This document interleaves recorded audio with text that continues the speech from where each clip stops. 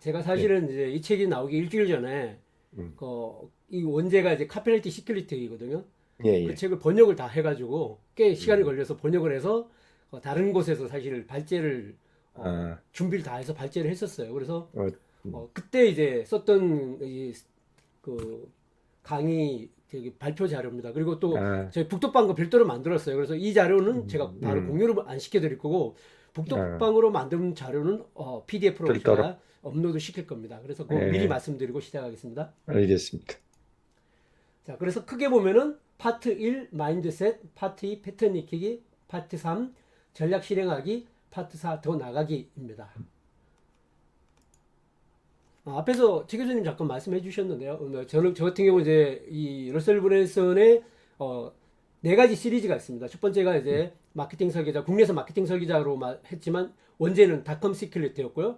두 번째 이제 브랜드 설계자지만 원제는 엑스퍼트 시클리트라는 것이었고요. 세 번째 이제 트래픽 설계자는 트래픽 시클릿이었고 이번 네 번째가 이제 카피라이팅 시클릿인데 이거를 이제 번역을 스토리 설계자로 번역이 됐습니다. 그래서 네 개 책을 다 사실 이제 번역을 다 했었고 좀 심화적으로 뭐 강의도 하고 또 그다음에 여러 가지 발표도 하고 실무에 활용도 하고 있는 그런 단계인데 러셀 브런슨도 이제 이 책을 소개하면서 첫 번째 했던 게 뭐냐면은 사실 자신이 돈을 벌 수 있었던 거는 앞에 마케팅 설계자, 뭐 브랜드 설계자 같은 이런 어떤 퍼널 설계가 아니라 바로 이 카피라이팅을 익힘으로 해서 카피라이팅을 터득함으로 해서 사실 자기가 돈을 벌 수 있었다라고 이야기를 하거든요. 그만큼 이제 마지막에 고객을 근본적으로 설득하고 내가 어떤 서비스든 어떤 상품이든 간에 만들어서 고객의 내 서비스나 제품에 대한 가치를 전달하고 고객이 행동하도록 만드는 거는 어디에 나오느냐? 바로 이 카피라이팅에서 나온다라는 부분을 가지고 이야기를 하고 있고요. 저도 사실 이 책을 이제 번역까지 했었고 또 뭐 국내 책도 사실 읽어보고 다시 이제 요약하는 과정을 거치면서도 느낀 거는 이 책을 좀 더 일찍 만났으면 하는 그런 생각이 들 정도로 책이 제가 뭐 저희도 이미 카피라이팅 관련된 책을 많이 다뤘지만 특히 이제 퍼널 설계하고 고객들한테 직접 뭔가 가치를 제안하고 고객이 행동하게 만드는데 초점이 만들어진 그런 카피라이팅 쪽에서는 가장 저는 한 원론에 해당되는 그리고 가장 교과서적이면서도 가장 또 실무적인 적용이 가능한 그런 게 아닐까 생각을 했습니다. 그래서 이 책을 사실 제가 이제 발제를 하고 난 다음에 핵심 부분에 대한 스크립트를 뽑아가지고 바로 실무에 적용할 수 있도록 그렇게 요약까지 정리를 해놨거든요. 그래서 바로 그렇게 여기 있는 내용들을 뽑아서 내가 실무를 할 때 바로 적용할 수 있을 정도로 그런 내용들이 쉽고 다양하게 나와 있기 때문에 여러분들에게도 도움이 될 거라고 생각합니다. 자, 첫 번째 카피라이팅이 무엇인가라는 부분입니다. 자, 결국 이 책은 짐 에드워드라고요. 러셀 브랜슨과 같이 파트너십을 맺어서 지금 같이 클릭퍼널스에서 같이 활동하고 있는 짐 에드워즈입니다. 특정한 행동이란 건 결국은 이제 고객들한테 우리가 카피라이팅을 통해서 뭐 광고든 아마 랜딩 페이지든 클릭이든 동영상 어떤 시청이든 이런 행동, 특정한 행동을 끌어내기 위한 것이 바로 카피라이팅의 그 세일즈 카피라고 이야기를 하고 있습니다. 카피라이팅은 결국 특정 조치, 앞에서 말씀드렸던 것과 똑같은 것들이고요. 고객이 행동하도록 하는 것이고 거기에는 링크 클릭, 정보 요청, 제품 구매, 그다음 다음 단계로 이동 같은 이런 행동을 요구하는 것이 핵심이고 뭐 3주짜리 신문 광고에서부터 시작해서 40페이지 분량의 어떤 세일즈 레터, 뭐 30분 정도의 광고, 뭐 소셜 미디어 등 이런 다양한 것들이 바로 세일즈 카피라고 이야기를 할 수 있습니다. 카피라이팅 최고의 카피라이팅은 뭐냐? 이게 카피인지도 모르고 흥미롭고 자유롭게 읽히게 만드는 게 가장 좋은 카피라고 이야기를 하고 있어요. 근데 우리는 보통 일반적으로 카피라면 대단한 뭔가 특별한 글쓰기 우리가 보통 이제 광고 속에 나왔을 때 우리 광고를 통해서 익혔던 그런 카피라이팅이 하다 보니까 그런 거는 정말 전문적인 그런 카피라이터만이 할 수 있는 거라고 생각하지만 그렇지 않다라는 것. 즉 누구든지 배워서 할 수 있다라는 게 이 책에서 말하는 핵심이고 누구나 배워서 할 수 있는 그런 패턴이 있다라는 거고 그 패턴을 깨닫게 되면 누구나 세일즈 카피를 쓸 수 있다라고 이야기를 하고 있습니다. 그래서 고객의 어떤 두려움과 욕구를 제대로 이해하는 게 중요하고 그 다음에 대화하는 것 같은 느낌을 제공하는 게 중요하다고 이야기를 하고 있습니다. 결국 핵심은 뭐냐면 결과로 무엇을 바라는가를 아는 것이고요. 그걸 통해서 특정한 행동을 유도하는 것이라고 이야기를 하고 있습니다. 그래서 고객의 관심을 끌고 이끌어내는 것이 핵심이라고 이야기를 하고 있습니다. 내용이 좀 많기 때문에 빨리빨리 그냥 스킵할 건 스킵하고 넘어가겠습니다. 근데 최근에 이제 이런 미디어들이 원체 많이 발전했기 때문에 그 고객들의 시선을 뺏어가는 그리고 시간을 두고 경쟁하는, 누가 더 주위의 지속 시간을 뺏느냐라는 경쟁을 무한적으로 하기 있기 때문에 더욱더 카피가 중요한 어떤 역할을 하는 그런 상황이라고 이야기를 하고 있습니다. 우리가 보통 이제 뭔가를 판매한다, 카피라이팅 한다 그럴 때 부담을 갖는 거죠. 왜? 소비자들한테 뭔가 판매를 요구하는, 판매를 요청하는 행위에 대한 거가 뭔가 부담스럽고 이런 거라고 생각하지만, 사실은 사람들은 무언가를 항상 사고 싶어 한다는 거죠. 근데 단지 누군가의 강요에 의해서, 누군가에 의해서 호구가 되고 싶지는 않은 거죠. 스스로가 선택하고 싶은 건데 항상 무엇이 사고 싶다라는 것들을 우리가 염두에 두는 게 중요하다고 이야기를 하고 있습니다. 그렇게 하기 위해서는 뭐다? 사람이 원하는 것을 이해하고 그것을 제공하는 것, 그걸 통해서 구매로 이어지게 하는 것이 중요하다고 이야기를 하고 있습니다. 자, 그렇게 하기 위해서는 시장을 잘 이해를 해야 되는데요. 우리가 지금까지 시장이라고 이야기할 때 인구 통계학적 관점에서 시장을 많이 바라봤는데, 뒤에 가면 좀 더 자세하게 시장에 대한 세부적인 시장을 분석하고 파악하는 부분은 뒤에 나오기 때문에 여기서 간단히 넘어가겠습니다. 그래서 그런 시장 세분화를 통해서 사람들의 희망, 꿈, 두려움을 이해하는 것이 중요하다고 이야기를 하고 있습니다. 자, 카피라이팅은 결국은 핵심은 뭐다? 성과가 없으면 생존할 수 없다는 겁니다. 결국은 2등에게는 상이 없다는 겁니다. 1등에게만 상이 있다라고 이야기를 하고 있고요. 그래서 실제적으로 이거 카피라이팅 너무 멋져요 이런 말보다는 실제로 클릭을 행동하게 하고 구매를 행동하게 하고 선택을 만들어내는 것 자체가 중요하다고 이야기를 하고 있습니다. 자, 두 번째, 삶을 바꾸는 세일즈 카피입니다.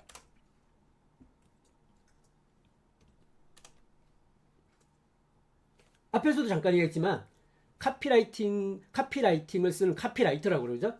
재능은 타고난 것이 아니라 누구나 충분히 배울 수 있다는 점, 이 부분에 대해서 우리가 모두 희망을 가지셔도 된다고 이야기를 하고 있습니다.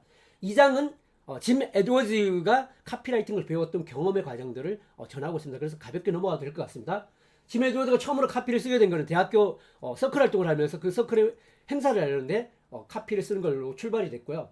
그 다음에 아르바이트로 직장 경험을 하면서 모기지론 관련된 카피를 썼는데, 고객들의 행동을 끌어내는 모기지론에서 하는 카피를 쓰는데 오히려 그 은행에서의 어떤 감사팀에서 거부를 당하면서 제대로 그 표현을 못했던 그런 경험을 하고 있습니다. 그리고 본격적으로 이제 카피라이팅을 통해서 돈을 벌기 시작했는데 파산을 하게 됐고요. 그래 트레일러 공무원에서 살게 됐다고 합니다. 그런 과정에서 제대로 카피라이팅을 공부하기 위해서 클로드 C 홉킨스의 어떤 이런 과학적 광고, 불멸의 광고 수업 같은 이런 고전을 읽으면서 카피라이팅을 집중적으로 공부를 했다고 합니다. 자, 그를 통해서 2000년대에는 97달러짜리 CD롬을 판매하게 하는 그런 어떤 세일즈 레터를 썼는데 10만 달러의 수익을 안겨줬다고 합니다. 그리고 2001년 6월달에는 또 그 회사에서 해고가 됐는데, 그래서 독립적인 카피라이팅 회사를 직접 하게 됐고요. 4개월 만에 과거 4년보다 더 많은 돈을 벌게 됐고 18개월 만에 새 집을 마련할 정도의 그런 성과를 거뒀다라고 이야기를 하고 있습니다. 결국 이런 카피를 쓰는 힘, 이 덕분에 자신의 삶이 바뀔 뿐만 아니라 바로 카피라이팅은 자신의 꿈을 이룰 수 있다는 그런 희망을 이야기를 하고 있습니다. 파트 3, 강력한 구매를 이유 10가지. 사람들이 구매를 할 때는 반드시 특정한 이유가 있다는 겁니다. 그러면 이 특정한 이유를, 고객들이 구매하는 특정한 이유를 아는 것이 바로 성공적인 카피라이팅의 핵심적 요소라고 이야기를 합니다. 그 10가지 요소는 되게 중요한 포인트 같아요.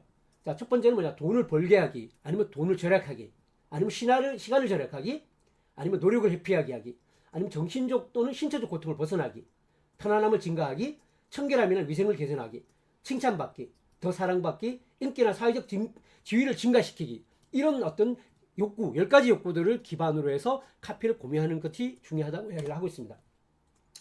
그래서 내 제품이나 서비스가 고객이 이런 10가지 욕구들에 어떻게 도움이 되는가를 생각해 보는 것들이 중요하다고 이야기를 했습니다. 돈은 버는데 어떻게 도움이 되는가? 돈을 절약하는데 어떻게 도움이 되는가? 시간을 절약하는데 어떻게 기여할 수 있는가? 노력을 어떻게 줄여줄 것인가? 신체적 고통을 어떻게 덜어줄 것인가? 정신적 고통을 어떻게 경감시켜 줄 것인가? 편안함을 어떻게 증가시킬 것인가? 청결함이나 위생을 어떻게 개선할 것인가? 건강을 어떻게 증진시킬 것인가? 사랑받거나 칭찬받도록 어떻게 도와줄 것인가? 사회적 지위나 인기를 어떻게 높여줄 것인가? 이런 질문들을 하는 것이 중요하다고 이야기를 합니다. 이 외에는 그냥 지나가도록 하겠습니다. 나중에 제가 자료에 책을 한번 통해서 살펴주시면 좋을 것 같고요.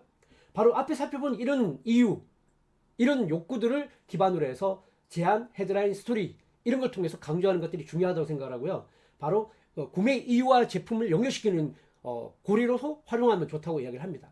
즉 경쟁사보다도 바로 이런 이유, 고객이 10가지 아까 욕구와 해당되는 이유를 찾아서 그 제품과 연결시킴으로 인해서 차별을 꾀할 수 있다고 이야기를 하고 있습니다.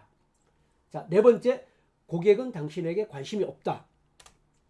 사실 우리가 마케팅을 하면서 늘 항상 빠지는 함정 같아요. 자기 이야기를 하기 너무 바쁘잖아요. 그와 같은 카피라이팅도 똑같은 거라고 보시면 됩니다. 사람들에겐 철저하게 자신에게만 관심이 있다. 자신의 관심과 욕구를 충족시키는 것에만 관심이 있다.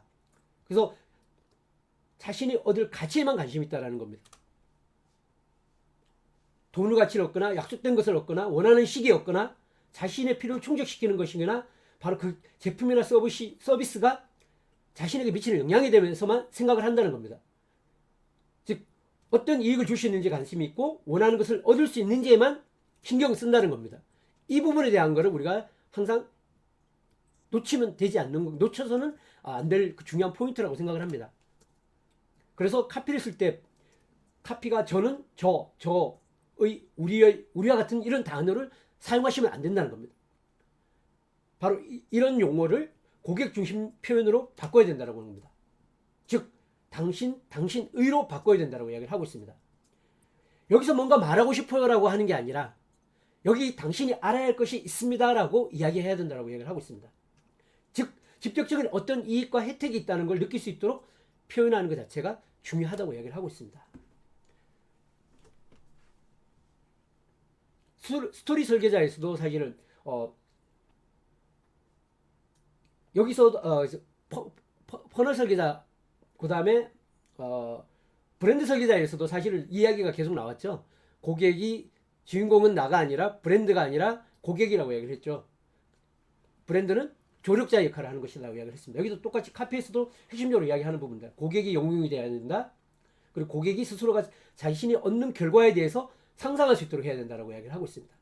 그래서 고객이 어떤 이익을 얻고 문제를 해결하며 원하는 것을 받을 수 있는지에 대한 이야기가 되어야 된다고 이야기를 하고 있습니다. 제 5장입니다. 카피라이팅 마인드셋입니다. 즉 카피라이팅을 우리가 왜 배워야 되느냐. 뭐 아웃소싱 할 수도 있지만 비즈니스 가장 중요한 기술이라고 이야기를 하고 있어요. 그래서 스스로 배워야만 결국 통제할 수 있고 효과적인 결과를 얻을 수 있다고 이야기를 합니다. 즉 카피라이팅을 배워야 되는 부분을 남에게 맡기더라면 그만큼의 시간과 비용이 들어갈 수 있는 거고 자신이 통제권을 가질 수 없다라는 겁니다. 하지만 자기가 카피라이팅을 할 줄 알면은 타인에게 의뢰를 하더라도 그 카피라이팅이 잘 됐는지 안 됐는지 판단도 할 수 있고 또 즉각적인 수정도 할 수 있고 효과적으로 카피라이팅을 외주를 줄 수도 있다는 겁니다. 더군다나 외부에 맡은 카피라이터는 내가 우리 제품이나 서비스를 아는 만큼 제품이나 서비스에 대한 이해, 시장에 대한 이해도가 부족하기 때문에 의뢰할 때 원하는 브랜드가 원하는 형태의 카피라이팅을 제대로 표현해주기 항상 부족함이 있을 수밖에 없다는 겁니다. 그런 걸 판단하고 좋은 카피를 구분할 수 있는 능력도 갖추기 위해서는 카피라이팅을 직접 배워야 된다고 이야기를 하고 있습니다. 이런 카피라이팅은 세일즈 레터나 광고 카피에 한정되지 않고 앞 뒤에서 나오죠. 비즈니스 다양한 활동에서 활용될 수 있다고 봅니다. 연설, 웨비나, 뭐 콘텐츠 생산 등 사실 온라인 비즈니스에 이 카피라이팅과 무관한 콘텐츠는 없다고 저는 생각을 합니다. 자, 카피라이팅을 그렇기 때문에 마인드셋을 길러야 되는데 무엇보다도 마케팅적 사고가 중요하다는 겁니다. 결국 카피라이팅이 아까도 했지만 2등은 의미가 없다. 결국 고객의 의미 있는 결과, 행동을 끌어내는 게 중요하다고 이야기를 했었습니다. 그래서 판매 포인트를 잘 삽입하는 게 중요하다. 그 다음에 결과에 주의를 기울이는 것이 중요하다. 무엇이 효과가 있는지 없는지를 파악할 수 있는 것이 중요하다고 이야기를 하고 있습니다. 그래서 카피라이팅을 향상시키기 위해서는 지속적으로 연습하는 게 중요하다고 이야기를 하고 있고요. 무엇보다 피드백을 통해서 자신의 카피라이팅 능력을 신속하게 개선할 수 있다고 이야기를 합니다. 그러기 위해서는 다른 사람의 성공적인 카피를 분석하고 그 이유를 파악하는 걸 통해서 배울 수 있다고 이야기를 하고 있습니다. 그래서 카피라이터가 세 가지를 마스터해야 되는데 첫 번째가 헤드라인을 마스터해야 되고요. 두 번째 요점, 블렛이라고 하죠. 블렛 포인트라고 그럽니다. 그 다음에 세 번째는 행동 촉구, 콜 투 액션을 익히는 것, 이 세 가지를 반드시 익혀야 된다라고 이야기를 하고 있습니다. 그렇게 하기 위해서는 뭐다? 내가 돈을 쓰게 만들었던 카피, 내 지갑을 열게 만들었던 카피를 분석해 보는 게 중요하다고 이야기를 합니다. 그리고 전문가를 통해서 연구하고 멘토를 찾고 지속적인 관찰하고 테스트하는 그 과정은 필수적이라고 이야기를 하고 있고요. 지속적으로 배우고 업그레이드 하는 과정이 필요하다고 얘기를 하고 있습니다. 그래서 중요한 것은 낮은 단계부터 시작해서 잠깐만요. 모두가 아는 숙명 공 중요한 요소를 한 단계씩 배워나가는 것이 중요하다고 얘기를 하고 있습니다. 자, 헤드라인 템플릿입니다.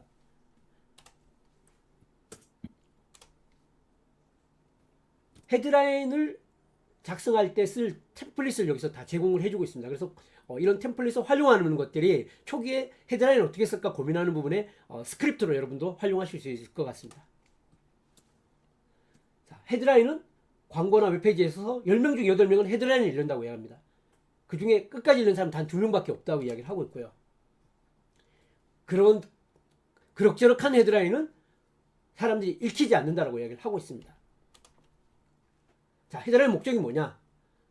헤드라인은 세일을 목표하는 게 아닙니다. 판매를 목적으로 하는 것이 아니고 결국 읽게 만들고 보게 만들고 즉 주목하게 만들고 또는 우리가 스크롤하는 손가락을 멈추게 만드는 것 자체가 핵심적인 목표라고 보시면 될 것 같아요.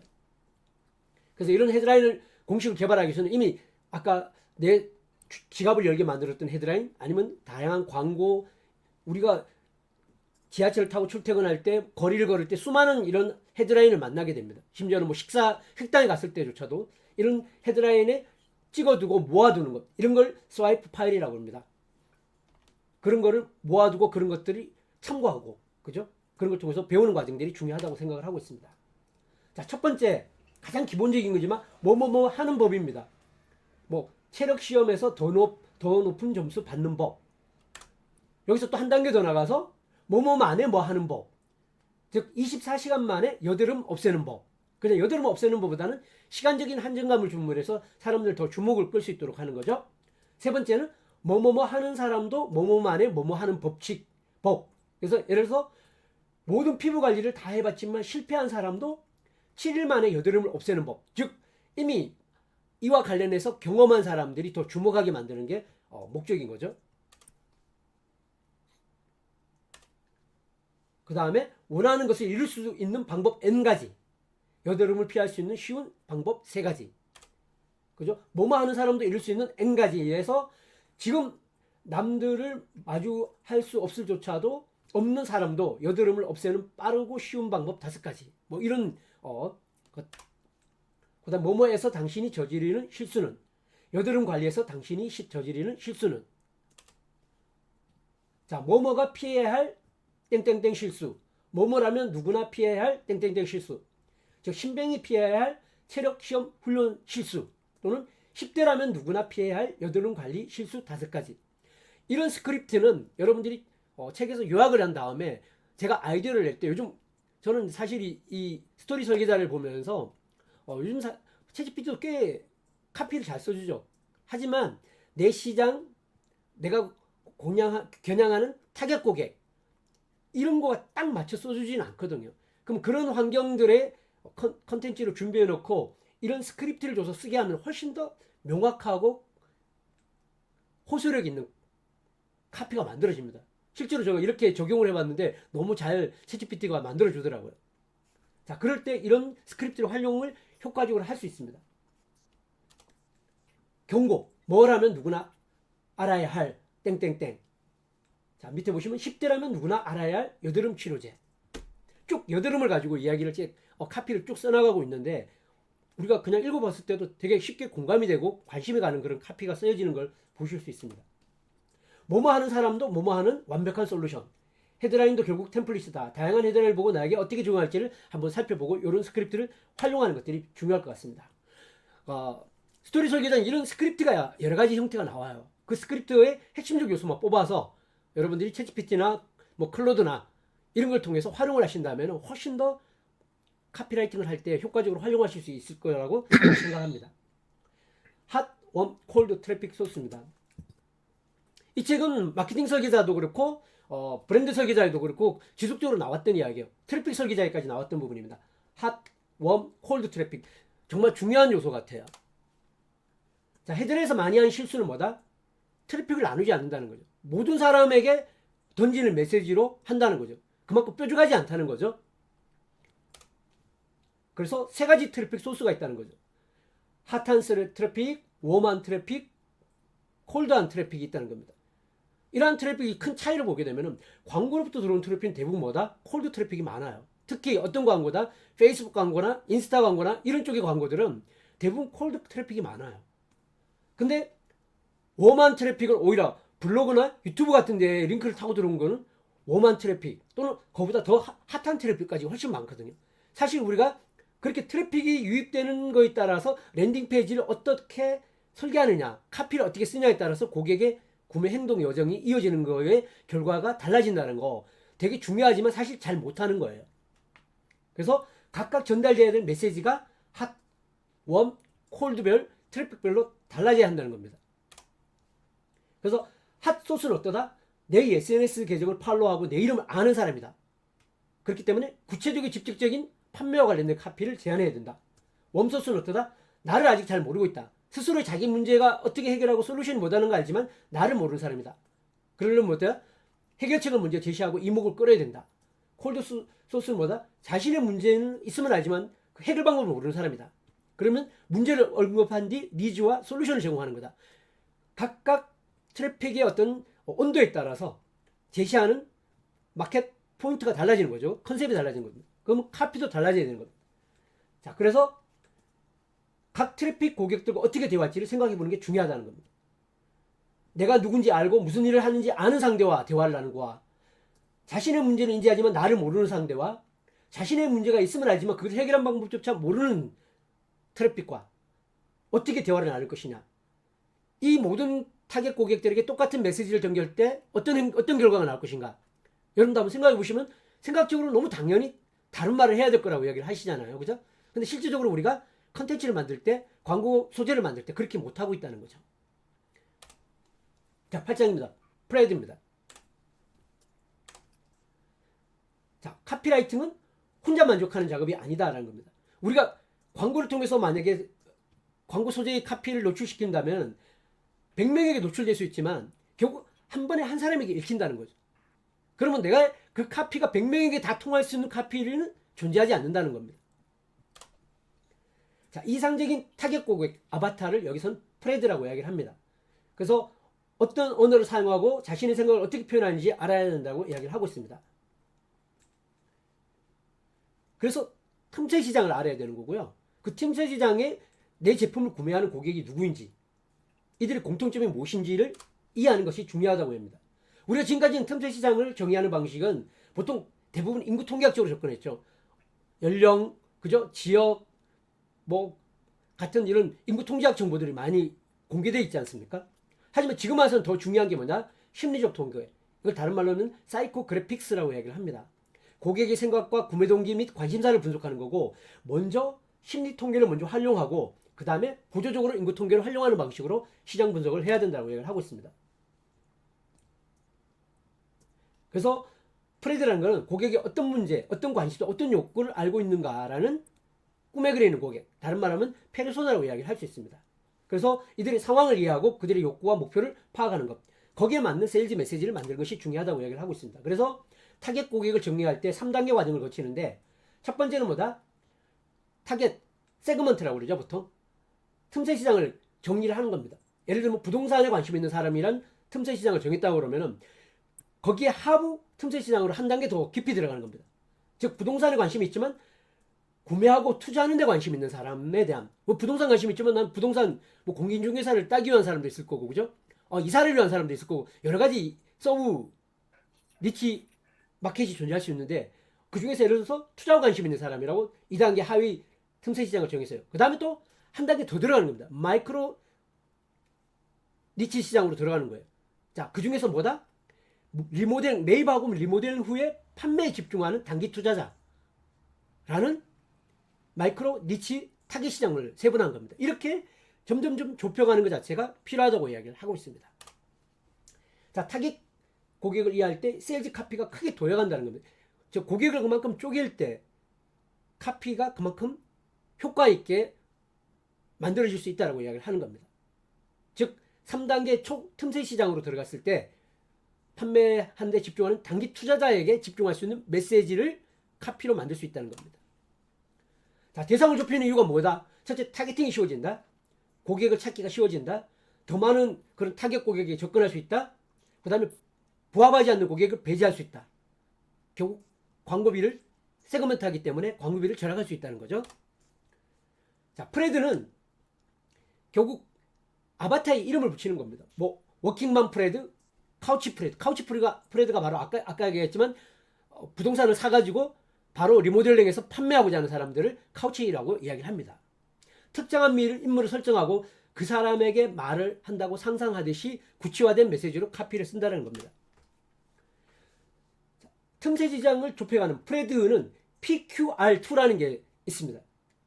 이게 뭐냐? 문제가 무엇인지, 그 다음에 거기다 의문이 무엇인지, 근데 그렇게 넘어가기 위한 걸림돌은 무엇인지, 카피는 바로 문제, 의문, 걸림돌과 결과를 건널 수 있도록 이어주는 징검다리라고 보시면 될 것 같습니다. 바로 이게 세일즈 카피의 역할이라고 보시면 됩니다. 그래서 프레드의 머릿속에 이 네 가지가 있다고 보시면 됩니다. 문제와 의문과 걸림돌, 그걸 해결함으로 인해서 어떤 결과를 얻는지에 대한 것을 깨닫게 만드는 거라고 보시면 됩니다. 자, 이런 PQR2를 파악하는 방법은 직접 만나고 아니면 뭐 포럼에 참여하거나 내 사이트 고객센터에 문의하는 것들이나 아니면 인기 있는 사이트 뭐 국내 같은 경우는 네이버 스마트 스토어나 쿠팡 같은 데에 관련된 제품에 대해서 후기가 올라오는 것들 볼 수도 있겠죠. 그죠? 그 다음에 또 구글이나 네이버 검색을 통해서도 알 수 있고요. 또 직접 설문조사를 해볼 수도 있고 또 SNS를 통해서 알아볼 수 있겠죠. 그래서 프레드는 틈새 시장, 하위 시장, 마이크로 틈새 시장까지 먼저 시장을 파악하고요. 프레드가 가장 큰 문제는 뭔지, 궁금해하는 건 무엇인지, 걸림돌은 무엇인지, 그리고 최종적인 결과는 무엇인지 라는 걸 답변을 통해서 헤드라인을 찾아간다는 것입니다. 자, 9. 블릭 공식입니다. 카피는 조립하는 거라고 얘기했습니다. 즉 일종의 패턴이 있기 때문에 그 패턴을 익히면 그 패턴을 가지고 카피를 조립할 수 있다는 겁니다. 블릿이라는 건 원래 총알을 뜻하는 건데요. 여기서는 글머리 기호라고 이해하시면 됩니다. 그래서 이 블릿의 기능은 뭐다? 호기심을 일으키는 것, 우리가 구체적인 욕구를 자극하는 것, 핵심 정보를 빠르게 전달하는 것이 목표라고 보시면 됩니다. 대부분 우리가 블릿을 쓸 때 우리 기능 특장점을 나열하기 쉽죠. 하지만 특장점, 기능이 중요한 게 아니라 고객이 이걸 통해서 어떤 혜택을 얻을 수 있는지 알려주는 게 중요하고 고객은 그 혜택을 구매한다는 겁니다. 자, 기본적인 블릿 공식은 기능을 이야기한 다음에 혜택을 이야기합니다. 뭐뭐라서 뭐 할 수 있습니다 라는 건데 그냥 단순히 기능만 나열한다면 일체형 세트라고 이야기하지만 일체형 세트라서 한 곳에 정리할 수 있습니다. 이런 혜택을 이야기를 하는 거죠. SE 표준 사이즈라고 이야기하지만 SE 표준 사이즈라서 어디서나 제약 없이 사용할 수 있습니다. 이게 사실 더 중요한 거죠. 뭐 크롬, 바나튬강 소재 이런 소재라서 차별성이 있다라고 기능적으로 이야기하는 것보다는 그래서 안심하고 오래 사용할 수 있습니다. 뭐 렌치마다 사이즈 표시 각인 이렇게 돼 있다서 각인된 것들이란 기능성을 해서 한 걸음 더 들어가서 원하는 사이즈를 쉽게 찾을 수 있습니다. 이렇게 기능과 혜택을 같이 함으로 인해서 훨씬 더 사람들한테 공감을 불러일으키고 뭔가 행동을 하게 하고 판단을 할 수 있다는 겁니다. 여기서 한 단계 더 깊이 들어가야 됩니다. 바로 뭐다? 의미를 부여하는 겁니다. 뭐뭐라서 뭐 할 수 있습니다. 즉 뭐뭐뭐뭐입니다라는 걸로 한 단계 더 들어갑니다. 예를 들면은 앞에서 잠깐 살펴보았지만 일체형 세트라서 한 곳에서 정리할 수 있습니다. 혜택까지 이야기했죠. 여기다가 한 단계 더 들어가서 즉 잘못된 렌치를 들고 눈앞이 캄캄해지는 일이 없습니다. 라는 의미를 부여해 주는 거죠. 마지막에 했고 렌치마다 사이즈 표시 각인이 있어서 원하는 사이즈를 쉽게 찾을 수 있습니다. 그래서 닳아버린 너트 앞에 난감한 일이 없습니다. 같은 그런 공감할 수 있고 자기가 이미 겪었던 고충이나 결핍 같은 경우를 해소할 수 있다는 것들을 바로 느끼게 해주는 겁니다. 자, 혜택과 의미를 언급하는 순간 판매력의 한계가 사라진다라고 이야기를 하고 있습니다. 그래서 항상 의미를 부여해야 한다라고 이야기를 하고 있습니다. 바로 이런 분립 공식도 여러분들이 바로 스크립트를 적용해서 활용 바로 실무에 해볼 수 있습니다. 자, 다시 한번 제목을 보고 넘어가겠습니다. 자, 시크릿 지갑을 여는 진짜 이유입니다. 결국 사람들은 그런 이야기를 했죠. 사람들은 감정을 가지고 구매를 하고 자기 구매 행위를 이성으로 정당화시킨다고 그러고 있죠. 그만큼 요즘 행동 경제학적 관점에서 고객이 구매 행동들은 감정적 요소를 통해서 이루어진다는 걸 이미 많이 여러분도 들어보셨을 것 같습니다. 그래서 감정만을 일으키는 건데 의미라는 건 바로 뭐다? 세일즈 카피에서 모든 주장, 기능, 혜택을 의미를 담아야 된다고 이야기를 하고 있습니다.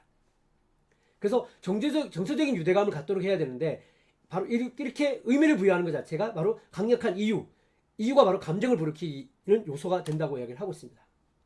그래서 사람들에게 이 감정을 끌어오기 위해서는 가족이나 자존심이나 혐오나 실패나 상실이나 자만심이나 평안이나 이런 여러 가지 요소들을 가지고 감정적 요소를 가지고 상품과 연계할 수 있다고 이야기하고 있습니다. 그래서 정서적인 요소를 찾아내는 게 중요하다고 얘기합니다. 상품을 기능을 설명하려는 순간 먼저 왜죠? 라는 질문을 상상하는 게 중요하다고 합니다. 그게 왜죠? 그걸 왜 신경 써야 하죠? 그게 저에게 왜 중요하죠? 그게 저에게 무슨 의미죠? 그 이유를 찾아서 구매자와 정서적인 연결을 갖도록 하는 노력이 카피라이팅에는 반드시 중요하다고 이야기를 하고 있습니다. 이렇게 하게 되면 결국은 구경꾼에서 구매자 또는 팬에서 평생 고객으로 점점 전환의 힘이 생기는 것이 바로 이런 정서적 연결을 통해서 이룰 수 있다고 이야기를 하고 있습니다. 즉 사람들이 진짜 지갑을 여는 비밀이 뭐냐, 고객이 무엇을 느끼냐, 이것을 생각해 보는 것이 중요하다고 볼 수 있습니다. 자, 11번째 AB 분할 테스트입니다. 이 부분은 여러분 잘 알기 때문에 간단히 넘어가겠습니다. 자, 그냥 우리가 뭔가 광고를 하다 보면 좀 효과가 있어요. 근데 거기에 뭔가 손대는 걸 두려워합니다. 거기서 멈추면은 가난해서 벗어날 수 없다고 이야기합니다. 결국 광고란 끊임없이 개선하는 것 자체가 반드시 필요하다는 걸 이야기를 하고 있습니다. 그래서 그렇게 하기 위해서는 어떻게 해야 된다? A/B 테스트를 해야 된다는 겁니다. 매출, 클릭, 구독 관련된 거 지속적인 카피를 변경하면서 테스트를 할 수 있고요. 이런 작은 변화가 뭐다? 수익이 3배 이상을 늘릴 수 있는, 똑같은 광고비를 쓰고도 수익이 3배 이상 늘릴 수 있는 핵심적 요소가 될 수 있다고 합니다. 우리가 보통 생각할 때 전환율이 1%에서 1.2%, 0.2% 증가하면은 얼마나 늘어나겠어 하지만 계산을 해보면요.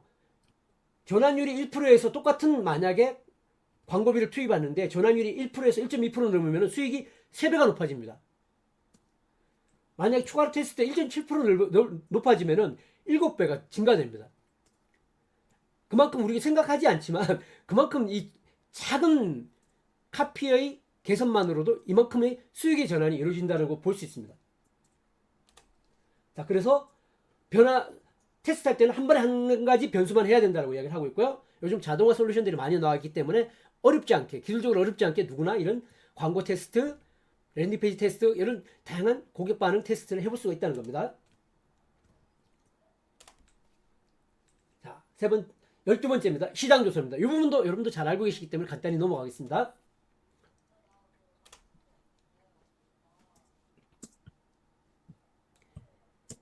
자, 무엇보다도 여러분들이 고객 심리를 파악하는 게 중요하다고 이야기를 했습니다. 고객이 무엇을 원하고 무엇을 두려워하며 제품을 구매하는 것이 어떤 반대가 있는지 파악하는 것이, 아까 반대, 걸림돌이라고 얘기했죠? 파악하는 것이 중요하다고 이야기를 하고 있고요. 이런 고객이 뭘 원하는지, 욕망과 두려움이 뭔지, 걸림돌이 무엇인지, 바로 이런 부분에 대한 파악과 메시지로 만드는 것, 판매 메시지에 들어가는 것이 핵심적 요소가 되어야 된다고 이야기를 하고 있습니다. 뭐 이런 거는 아까 말씀드린 것처럼 뭐 판매, 국내 같은 경우는 스마트 스토어나 쿠팡 같은 경우서 얼마든지 찾아볼 수 있죠. 그 다음에 구글이나 네이버, 그죠? 고객 리뷰 등을 통해서 확인해 볼 수도 있는 겁니다.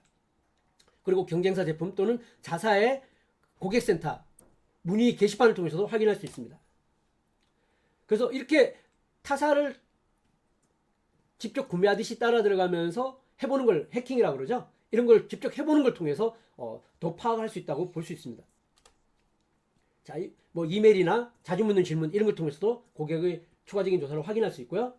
그 다음 이런 부분들을 카피를 쓰기 전에는 반드시 이런 고객의 실질적으로 느끼고 있는 감정들, 고충들, 결핍들, 그다음 그들의 욕망들 이런 부분을 파악을 해보는 것 자체가 반드시 선행되어야 된다라고 이야기를 하고 있습니다. 이런 걸 하지 않고 카피 쓰는 것은 뭐다? 시간 낭비라고 짐 에드워즈는 이야기를 하고 있습니다. 조사 없이 카피를 쓰지 마라. 그리고 지속적인 조사와 학습을 꾸준하게 해라 라는 부분이 핵심적인 요소입니다. 13번째, 고객 중심 대화입니다. 단순하고 궁극적인 존경함이 중요하다고 이야기를 하고 있고요. 자, 청중과 소통하는 거. 우리가 사실 말로는 쉽지만 항상 이걸 잘 못하는 거죠. 내가 하고 싶은 이야기를 하는 게 아니라 고객이 듣고 싶은 이야기를 해야 되는데 청중 중심해야 된다. 청중이 이해할 수 있도록 해야 된다. 청중이 사용하는 용어, 언어로 사용해야 된다. 어려운 단어, 전문용 용어를 피하고 명확한 언어로 써야 된다. 참 쉬운데 참 어려워요. 그죠? 자, 짐 에드워드의 스승인 댄 케네디가 이런 말을 했습니다.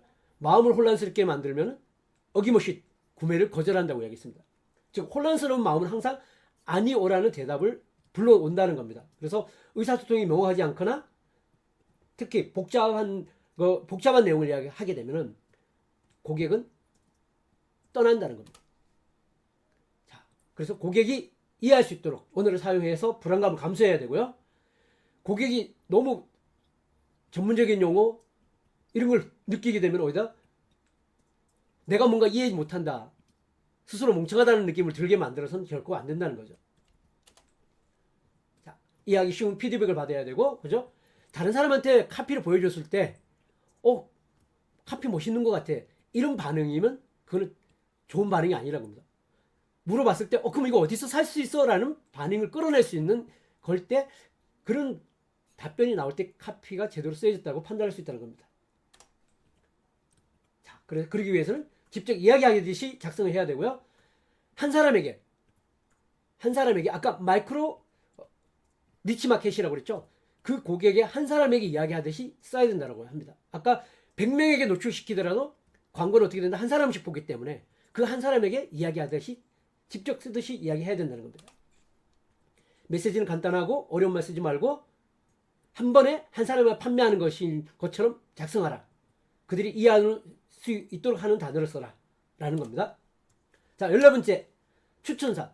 사실 요즘 구매 전환에서 가장 중요한 게 뭐냐면 후기잖아요. 그죠? 근데 이런 후기를 할 수 있는 추천사나 아니면 레퍼런스가 없을 때 그럼 어떻게 하느냐라는 부분이라 볼 수 있습니다.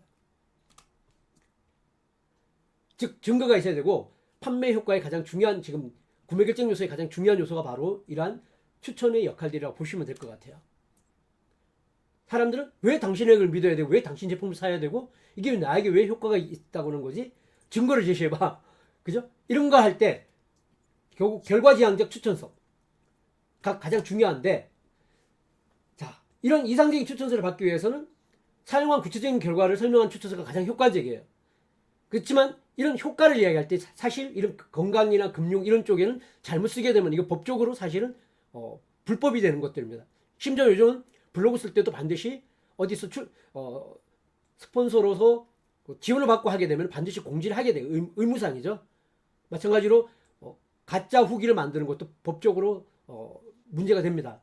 그렇기 때문에 반드시 조심을 해야 된다고 이야기를 하고 있고요. 조작하거나 과장해서는 안 된다라고 이야기를 하고 있습니다. 그래서 개인이나 회사에서 추천서를 가까운 사람한테부터 얻는 걸 시도하라고 이야기를 하고 있고요. 그들에게 인용해도 되는지를 물어보고 허가를 받고 하라는 겁니다.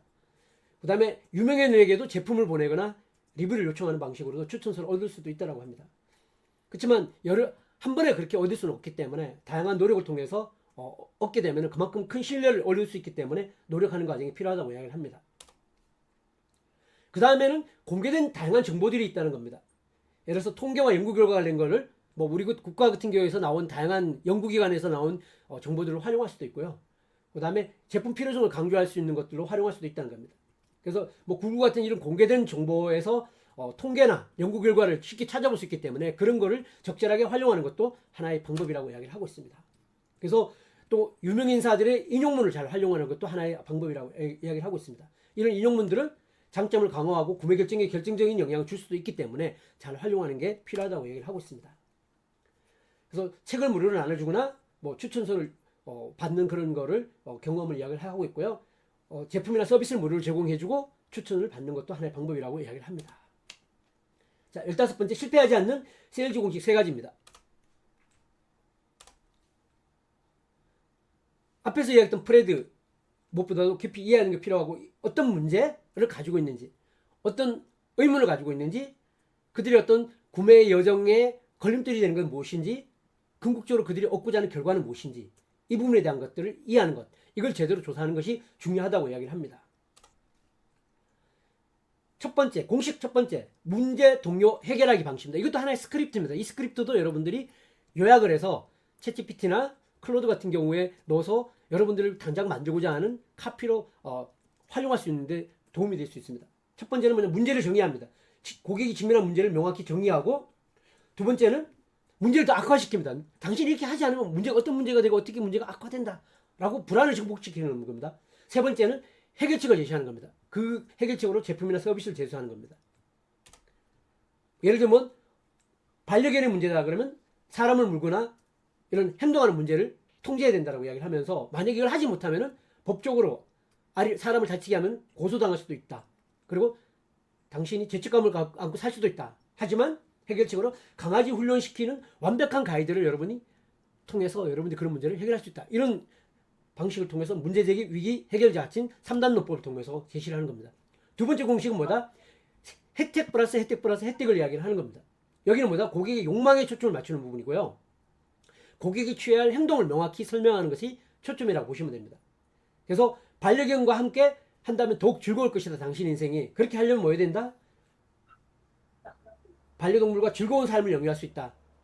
일주일 만에 반려견을 가르칠 수 있는 10가지 이 부분의 강좌만 들으시면은 이런 부분을 이룰 수 있다라는 이런 형태로 이야기를 하고 있습니다. 세 번째는 비포 애프터 브리지라는 방식입니다. 비포 직면하고 있는 문제, 의문, 장애물, 걸림돌을 행복을 가로막는 요인을 먼저 설명을 합니다. 두 번째는 뭐다? 문제가 해결되고 이상적인 상황을 상상하게 만드는 겁니다. 즉 미래 연상 기법이라는 걸 통해서 고객 행동을 유도하는 요소를 이야기를 하고요.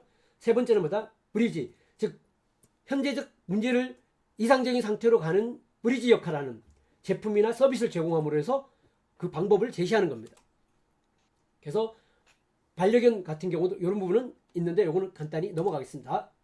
자, 이렇게 이런 판매 공식을 통해서 뭐 간단한 카피뿐만 아니라 세일즈 레터, 뭐 랜딩 페이지 이런 쪽의 형태에 다양하게 활용할 수 있다는 걸 이야기를 하고 있습니다. 자, 16번째 효과적인 세일즈 레터 형식입니다. 이 부분도 여러분들이 랜딩 페이지를 만들거나 아니면 고객들에게 컨텐츠를 뭔가 고객에게 만들 때 활용할 수 있는 아주 효과적인 요소라고 볼 수 있을 것 같습니다.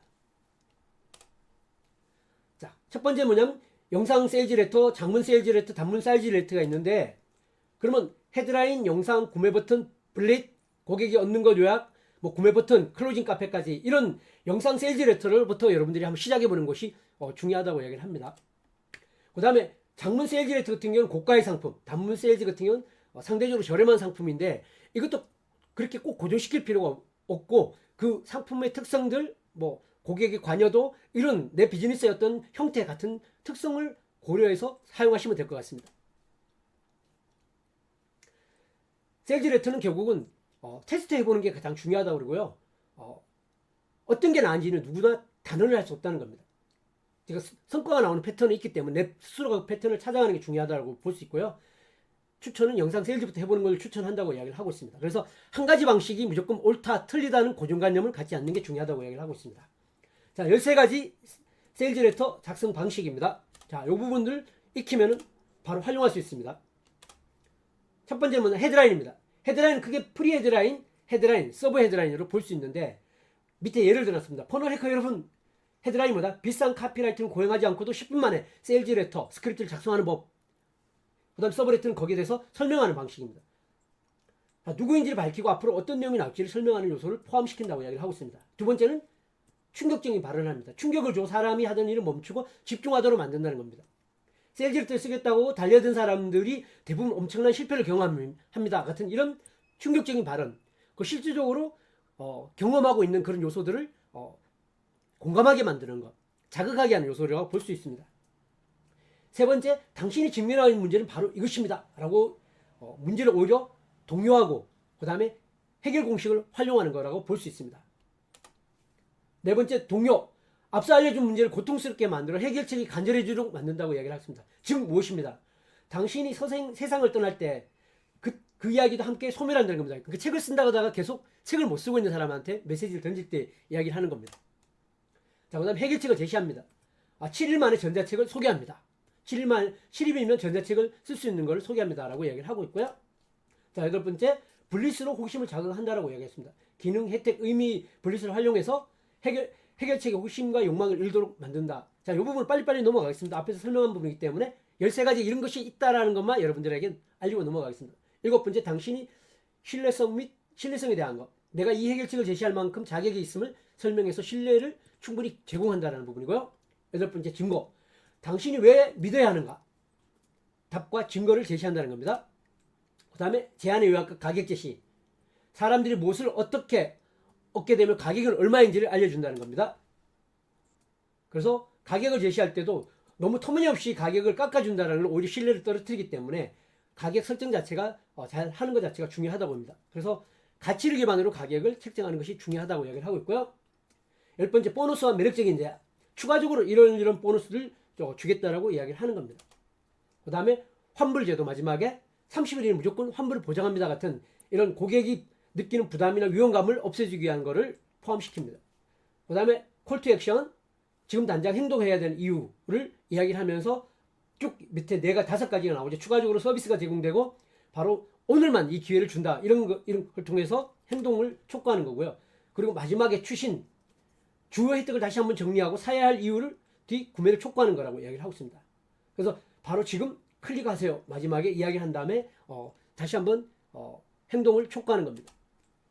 자, 이와 같은 13가지 공식 같은 경우도 여러분들 스크립트를, 핵심적인 스크립트를 뽑아서 내가 뭔가 만들고자 하는 랜딩 페이지 또는 아니면 세일즈 레터를 만들 때 이런 스크립트를 이용해서 한번 챗GPT나 클로드한테 직접 넣어서 한번 작성을 한번 해보시면은 여러분 직접 한번 혼자 아무 스크립트 없이 했을 때와 이런 스크립트를 주고 했을 때 어떻게 글이 달라지고 설득력이 만들어지는지 여러분도 한번 경험해 보셨으면 좋겠습니다.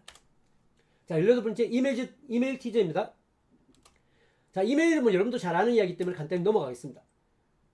자, 이메일 티저의 핵심은 뭐다? 링크를 클릭하게 하고 원하는 행동을 하게 만드는 겁니다. 자, 그래서 간단하고 간결한 게 중요하다고 이야기를 하고 있고요. 가능하면 이름을 직접 거론하는 게 중요하다고 이야기를 하고 있고요. 사람들에게 충격적 발언을 통해서 뭔가 관심을 끌어내도록 이야기하고 있고요. 블릿을 통해서 호기심을 자극하는 것 자체를 이야기를 하고 있습니다.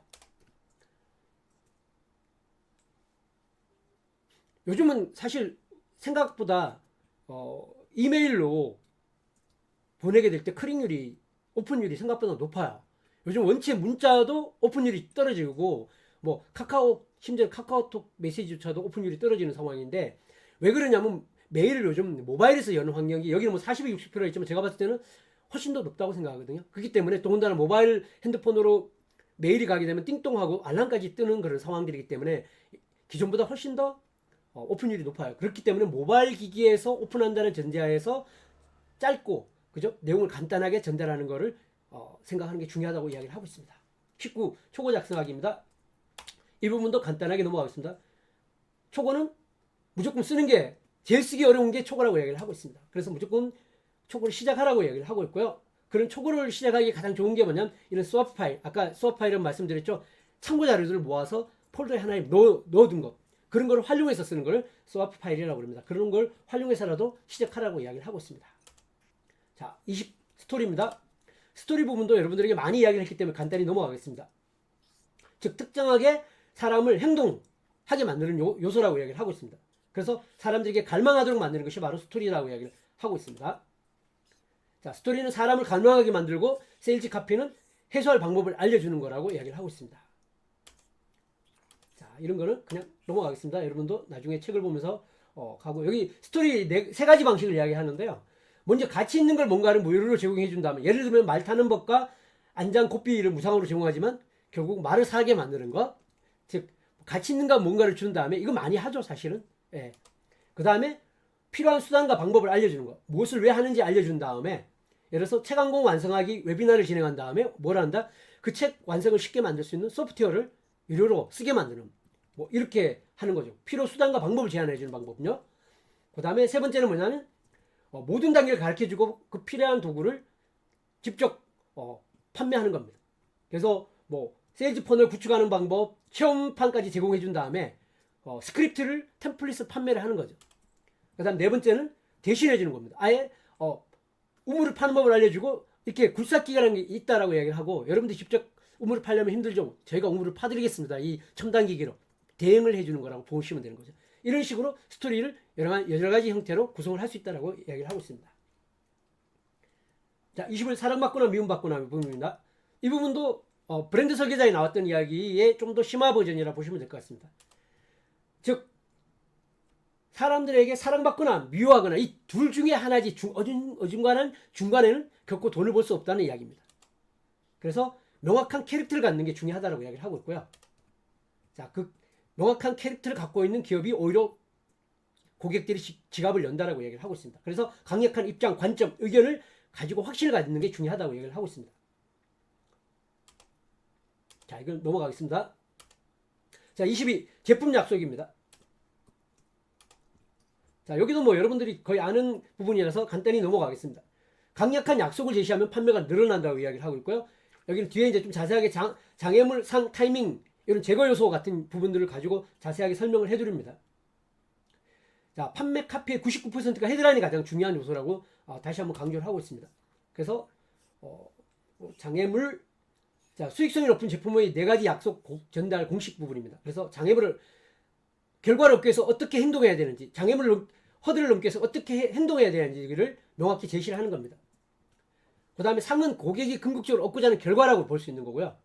자, 밑에 보면 공을 멀리 날리는 법, 예를 들면 뭐 아놀드 퍼머처럼 공을 세게 치는 법, 또는 아니면 이런 것처럼 구체적인 어떤 최종적으로 얻고자 하는 결과를 제시하는 겁니다.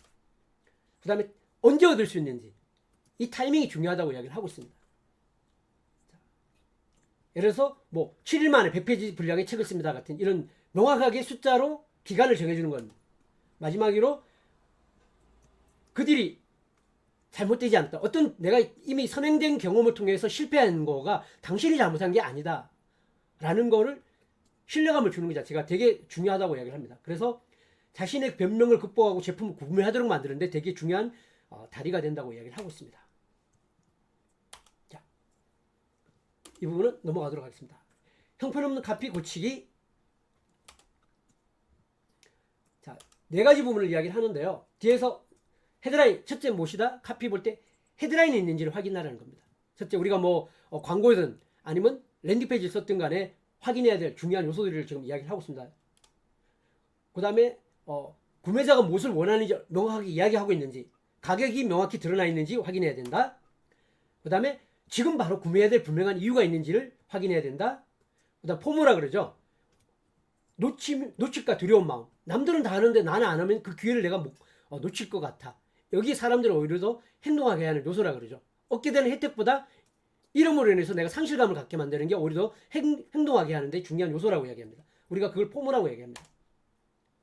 감정적 요소가 포함되어 있는지, 그 다음에 구매를 결정할 것은 현재 상황에서 불만이기 때문에 구매 동기를 제시하고 있는지, 분리포인트를 혜택을 중심으로 호기심을 유발하고 있는지, 가격이 적절한지, 그 다음에 가격 대비 가치가 제대로 구성되어 있는지, 그 다음 증거는 포함되어 있는지, 그 다음에 면책 조항은 포함하고 있는지, 이런 부분을 이야기를 하고 있습니다. 자, 24번째 네거티브 전략입니다. 자, 부정적인 거라고, 부정의 부정은 긍정이라고 이야기하는데 그렇지 않다는 겁니다. 카피에서는. 자, 그래서 부정적인 부분을 어떻게 잘 활용해야 되는가라는 부분을 이야기를 하고 있습니다. 그래서 네거티브 전략을 긍정적으로 끌어가는 방법과 네거티브 전략이 그냥 부정으로 가는 방법이 있는데 이런 부분을 잘 활용하는 것들이 중요하다고 이야기를 하고 있습니다. 그래서 오히려 부정적인 요소를 강조하면서 오히려 긍정적인 것들이 필요함을 강조하는 것처럼 좋은 거래를 찾는데 문제가 있습니까? 광고가 전환되지 않습니까? 이런 걸 질문을 하는 거죠. 근데 하지 말아야 할 부분들은 뭐다? 직접 회사나 사람을 언급해서는 절대 안 된다는 겁니다.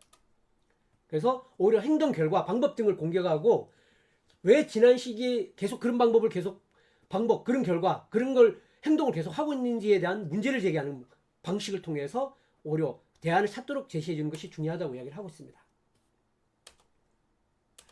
자, 25 스텔스 클로징입니다. 자, 스텔스 클로징은 고객이 판매 사람들이 모두가 뭐다? 누군가의 판매를 강요받아서 내가 행동하는 것 자체를 두려워하고 거부감을 갖고 있거든요. 그렇기 때문에 판매하지 않으면서도 판매를 유도하는 기법이라고 이해하시면 될 것 같습니다.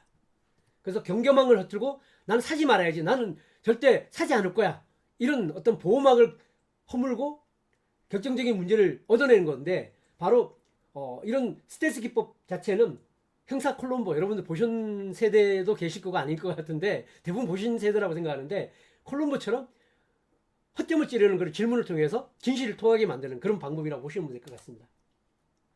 자, 이런 거는 티저, 메일 티저, 메일 PS, 블로그 게시, 이를 다양한 방식에서 사용될 수 있다는 걸 이야기를 하고 있습니다.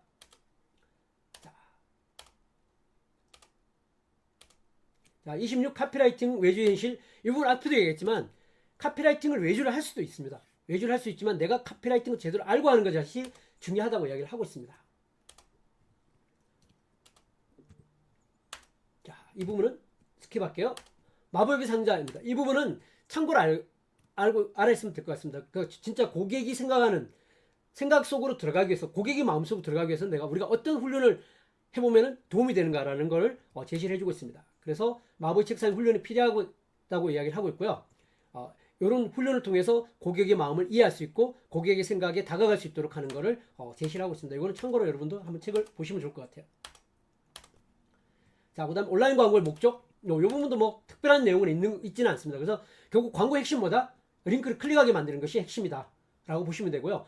결국 호기심이 핵심이다라고 이야기를 하고 있습니다. 호기심을 자극하면 클릭이 발생한다라고 이야기를 하고 있습니다. 자, 결국 광고는 뭐가 중요하다? 광고는 효과가 계속 떨어질 수밖에 없다는 겁니다. 그렇기 때문에 광고를 처음 만들 때도 소재를 10개 만들어서 그 중에서 가장 효과가 나오는 것을 찾아야 되는 겁니다. 그래서 테스트하는 것이 핵심이라는 거죠. 결국 일정 정도 머신러닝을 보통 5일 정도 하고 있는데 그 기간 동안 다양한 소재를 만들어서 어떤 게 반응이 있는지를 찾아야 되고, 그리고 한번 반응 난 것도 계속 바꿔줘야 된다는 겁니다. 일정 기간이 지나면 무조건 효과가 떨어지기 때문에 결국은 10개에서 15개 실험해야 되고 지속적으로 갱신을 하는 것 자체가 바로 광고의 결과를 만들어내는 지름길이라는 걸 이야기를 하고 있습니다. 자, 후크 포인트. 결국 뭐다? 후크의 목적은 뭐다? 호기심을 유도하는 겁니다. 아까 헤드라인의 역할이 대부분 이제 이 후크의 역할이라고 보시면 되는 겁니다. 그래서 세일즈 카피의 아래쪽을 읽게 만드는 거. 헤드 타이틀 있고 서브 타이틀 있다면 헤드 타이틀에서 눈을 잡고 서브 타이틀의 눈길을 가도록 만드는 게 포인트라고 이야기를 하시면 됩니다. 서브 파일은 아까 쭉 이야기했던 거기 때문에 따로 설명을 드리지 않겠습니다. 무언가를 판매할 때 쓰는 이런 것들인데, 광고, 헤드라인, CTA, 스토리, 블릭 같은 이런 다양한 서브 파일을 폴더를 만든다면 우리가 훨씬 더 카피라이팅에 효과적으로 활용할 수 있다는 걸 참고하시면 될 것 같습니다. 자, 마지막입니다. 카피 다듬기입니다.